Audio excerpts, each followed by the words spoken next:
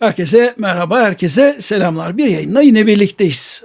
Batı dünyası çatır diyor. Amerika Birleşik Devletleri ile Avrupa arasındaki hatlar kopuyor. Almanya Başbakanı Merz'in İran Savaşı konusunda Amerika'ya yaptığı sert eleştiriler Trump'ı çıldırttı. Trump misilleme yapıyor. Önce konuştu, sert konuştu. Şimdi somut cezalandırma eylemlerine geçiyor. Amerika'nın Almanya'dan binlerce askerini geri çekeceği, Avrupa'ya ağır gümrük vergileri getireceği söyleniyor. Almanya ise geri adım atmıyor, sözünü sakınmıyor. Almanya Başbakan Yardımcısı Trump'a seslendi ve dedi ki sen önce kendi yarattığın enkaza bir bak. Almanlar Trump'ın nasırına basıyor. İran Savaşı'nda hezimete uğradığını, Amerika'ya ve tüm dünyaya ağır zarar verdiğini söylüyor. Batı dünyası orta yerinden adeta yaralıyor. Şansölye Merz 27 Nisan'da Kuzey Ren-Vestfalya'daki konuşmasında Amerika Birleşik Devletleri'nin İran'daki savaşı hızlı biçimde sona erdirebileceğine artık inanmadığını söylemişti. Çünkü demişti İranlılar daha önce düşünüldüğünden çok daha güçlüler ve Amerikalıların müzakerelerde gerçekten ikna edici bir stratejisi yok. Amerikalıların bu savaştan bir çıkış stratejisi olduğunu da görmüyorum. Merz'e göre Amerika bu savaşa hiçbir planı olmadan ve hiç kimse ile istişare etmeden, danışmadan girdi ve ne yapacaklarını da şimdi bilmiyorlar. İranlıların çok iyi müzakereci olduklarını veya müzakere etmemekte çok yetenekli olduklarını belirten Merz, İran yönetimi bütün bir Amerika ulusunu aşağılıyor, utandırıyor demişti. Trump ise 28 Nisan'da şunları yazdı. Almanya Şansölyesi Friedrich Merz, İran'ın nükleer silaha sahip olmasının sorun olmadığını düşünüyor.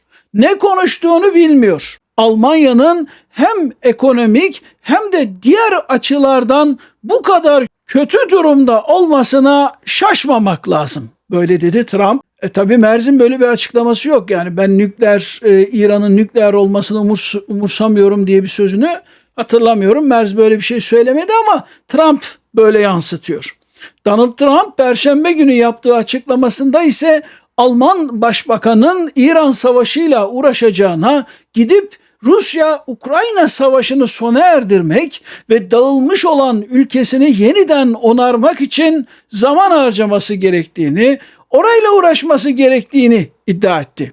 Trump yine Merz için korkunç bir iş yapıyor dedi. Almanya'nın bir sürü sorunu var. Göç sorunu var, enerji sorunları var. Her türlü sorunları var ama Almanya Başbakan tutmuş İran'la ilgileniyor. Sen önce kendi işine bak dedi Donald Trump, Amerika Başkanı. Trump'a cevap Cuma günü Almanya Başbakan Yardımcısı Lars Klingbeil'den geldi. Klingbeil ondan dedi özellikle bu konuda akıl alacak değiliz. O yani Trump önce kendi yarattığı enkaza bir baksın.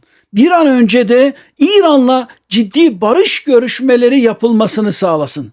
Ayrıca Klingbeil Avrupa'nın hiç kimse tarafından tehdit edilemeyecek kadar güçlü hale gelmesi gerektiğini ve Avrupa güvenliğinin Donald Trump'ın bugün ya da yarınki ruh haline bağımlı olmaması gerektiğini savundu. Merz ve Klingbeil Almanya'nın İran Savaşı nedeniyle duyduğu kızgınlığı adeta isyanı yansıtıyor. Trump durup dururken İran'a saldırdı ve Hürmüz Boğazı tamamen kapandı. Savaştan önce bu Hürmüz Boğazı açıktı. İsteyen elini kolunu sallayarak geçiyordu. İran'a para da ödemiyorlardı, kimseye bir para ödemiyorlardı, kimse onları durdurmuyordu. Ama Trump bir savaş başlattı, kontrol edemeyeceği bir savaş başlattı. Hürmüz Boğazı tıkandı, Basra'dan petrol gaz çıkışı durdu. Neredeyse sıfıra indi. Enerji fiyatları patladı. Bunun bedelini en çok kim ödüyor? Avrupalılar ödüyor. Almanya ödüyor. Sadece enerji fiyatları da değil, Alman sanayisi için en kritik ham madde ürünlerinin fiyatları da katlandı. Almanya'nın satış yaptığı pazarlar daralmaya başladı. Ekonomiler yavaşlıyor ve bu enkazın sorumlusu Trump ile Netanyahu. O yüzden Almanlar kızgın.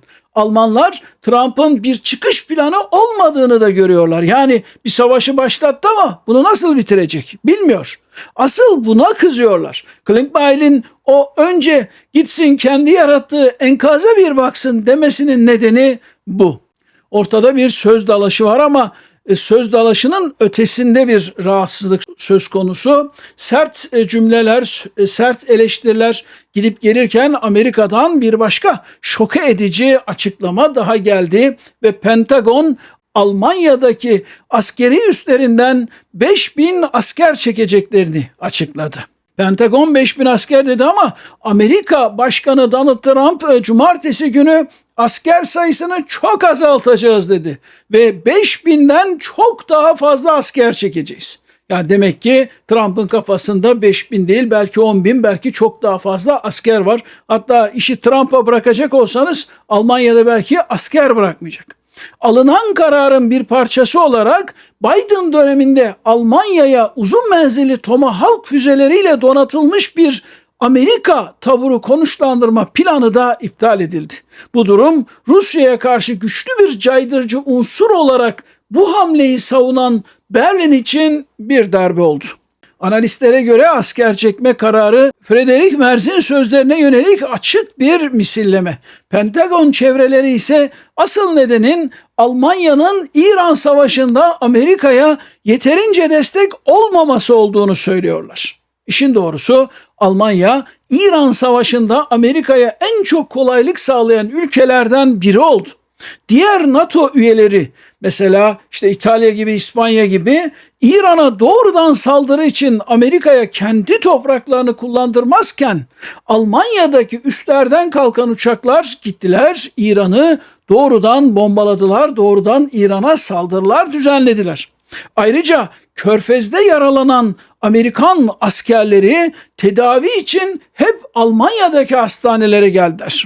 Almanya'daki Amerikan üsleri olmasaydı Amerikan ordusunun bu savaşta işi gerçekten çok zordu. Pentagon'un açıklamasına göre 5.000 Amerikan askeri bir yıl içinde 6 ayla 1 yıl arasında Almanya'dan diğer ülkelere ve Amerika'daki üslere kaydırılacak. Ama buna rağmen Almanya Avrupa'daki en büyük Amerikan askeri varlığını misafir etmeye devam edecek. Avrupa'daki 80.000 kadar Amerikan askerinden 36.400 kadarı Almanya'da, Almanya topraklarında ve Almanya Japonya'dan sonra dünyada en kalabalık Amerikan askeri gücünü barındıran ülke. Amerika'nın Avrupa Komutanlığı'nın merkezi Almanya'da. Ayrıca yine Amerika Birleşik Devletleri'nin Afrika Komutanlığı'nın merkezi de Almanya'da. Almanya Amerikan ordusu için hem Avrupa'daki operasyonlar için hem Afrika hem de yakın Asya, Orta Doğu bölgesi için hatta Afganistan'a kadar uzanan bölge için bir üst konumunda. Almanya Amerikan ordusu için çok kritik bir öneme sahip. Başka bir deyişle 5.000 askerin çekilmesi büyük bir askeri fark yaratmayabilir. Diğer taraftan binlerce askerin Almanya'yı terk etmesinin psikolojik ve siyasi etkileri olacaktır. Almanlar güvenlikleri için artık Amerika'ya güvenemeyeceklerini biliyorlar. Böyle düşünmeye başladılar.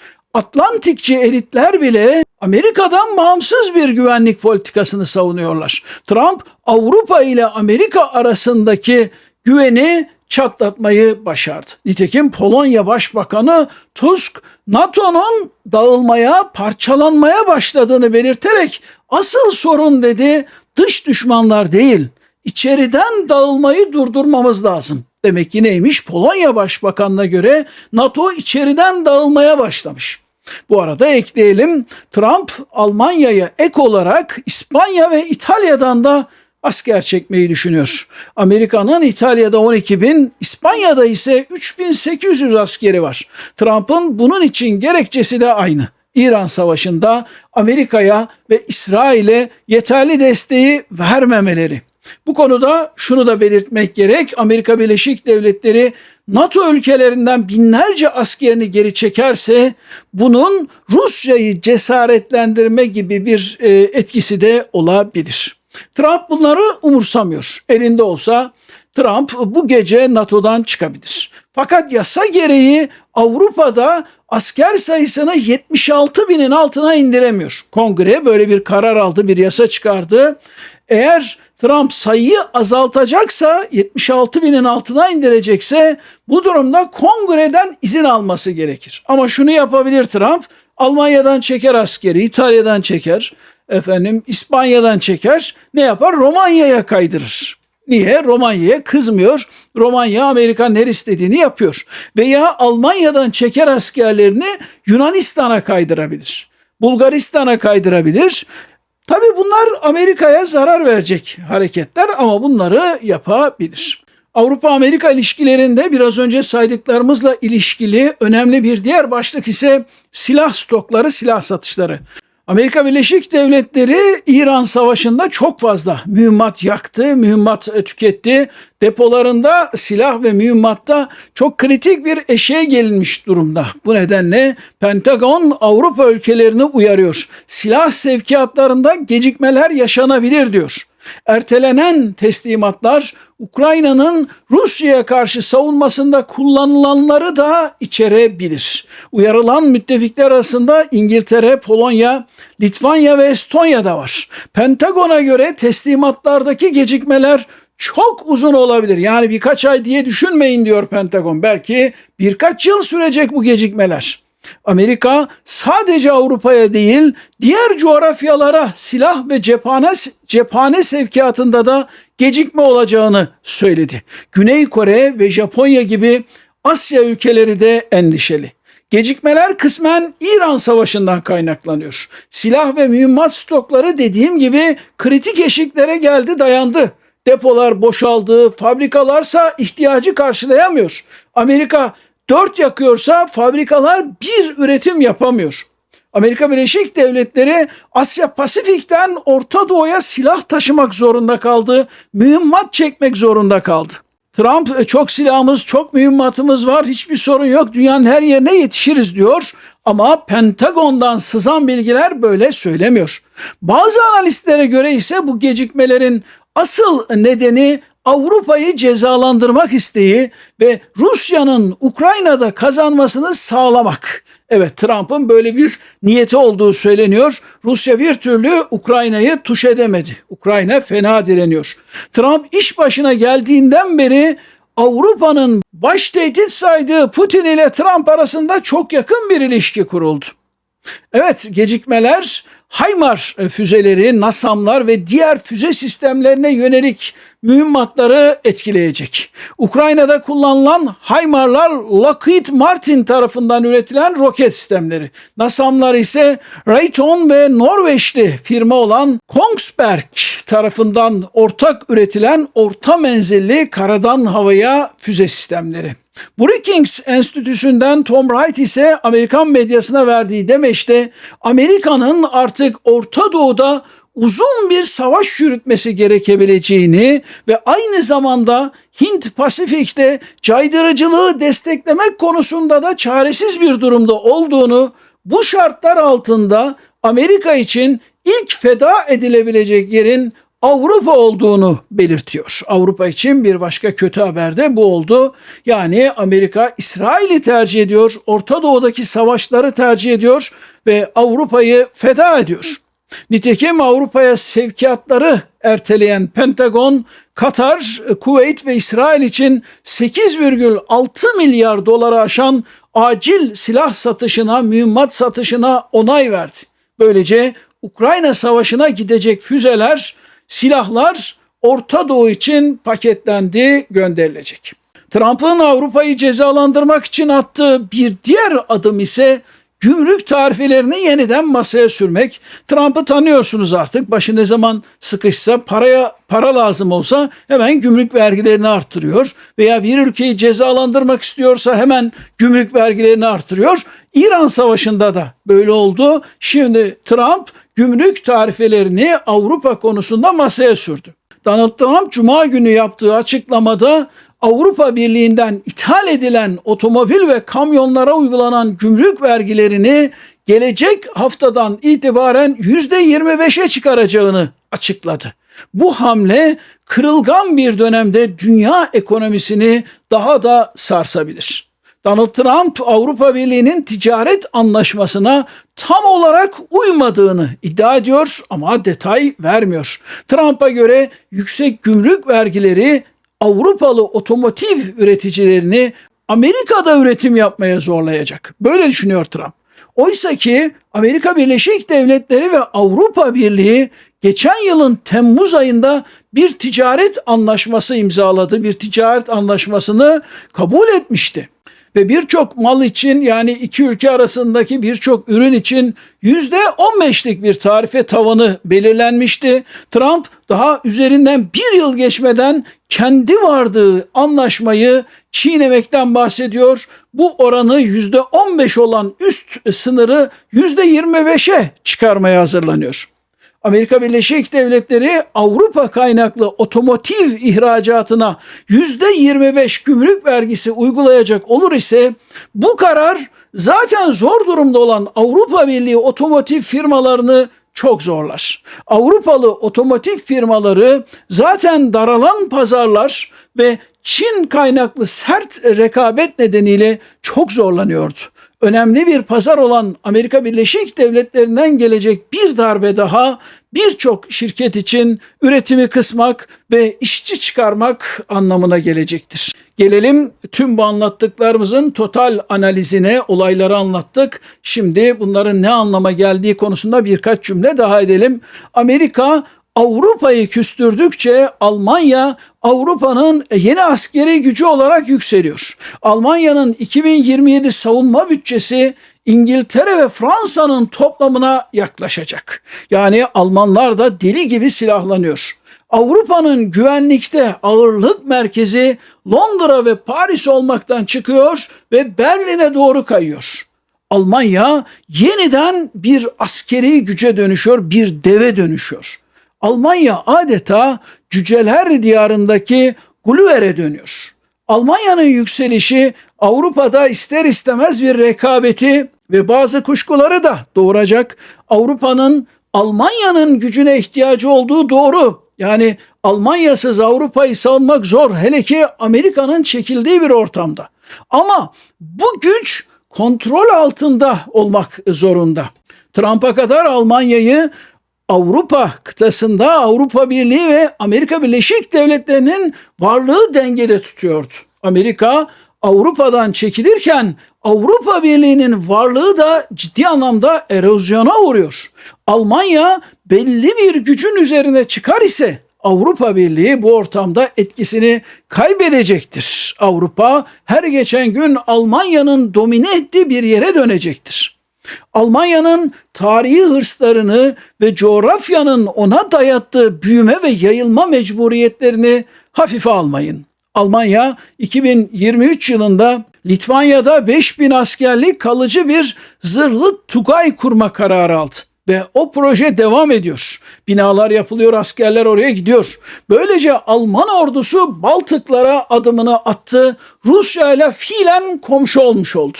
Bu yayılma ister istemez sürecektir. Amerika'nın Avrupa'dan çekildiği, İngiltere ile Fransa'nın yeterince güç koyamadığı, ağırlığını veremediği bir ortamda herkes Almanlardan yardım isteyecektir.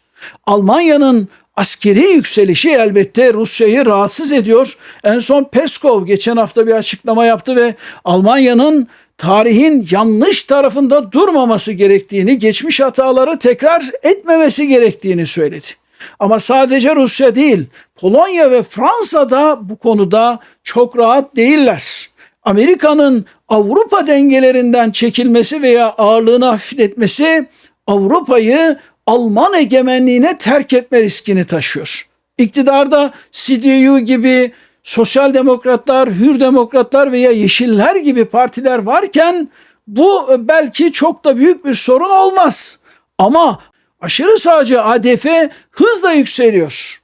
Aşırı sağcı parti kapıda bekliyor ve mecliste şu anda bile ikinci en büyük grup durumundalar. Bazıları ADF'ye Neo-Nazi Parti diyorlar. Yani yeni Naziler. Aşırı güçlenmiş bir Almanya'nın başına ADF geçerse neler olur? Bunu düşünmek bile bazılarını korkutuyor. Almanya 2039 yılına kadar Avrupa'nın en büyük konvansiyonel ordusunu kurmak istiyor. Ama asıl hedefleri nükleer olmak. Bunu da Avrupa Birliği üzerinden, yani Fransa üzerinden yapmak istiyorlar. Fransa nükleer silah masraflarının paylaşılmasından memnun. Ama bu silahları kullanma yetkisini Almanya'ya vermek istemiyor. Macron diyor ki nükleer silahları kullanma yetkisi paylaşılamaz. Diğer taraftan Almanya her an nükleer silah yapabilecek teknolojik birikime sahip. Yarın öbür gün nükleer silah yaptım derse Almanlar, o zaman kim dur diyebilir? Almanya bir İran değil. Özetle sadece Kuzey Atlantik ilişkilerinde değil, Avrupa müttefikleri arasında da güven aşınıyor. Trump politikaları Avrupa-Amerika ittifakını çatlatırken Avrupa ittifakını da zayıflatıyor. Bugün Avrupa güvenliğini konuştuk, Kuzey Atlantik ilişkilerini konuştuk. Ümit ederiz faydalı olmuştur. İzlediğiniz için çok teşekkür ediyorum. Bir sonraki yayında görüşünceye kadar kendinize çok iyi bakın. Hoşça kalın.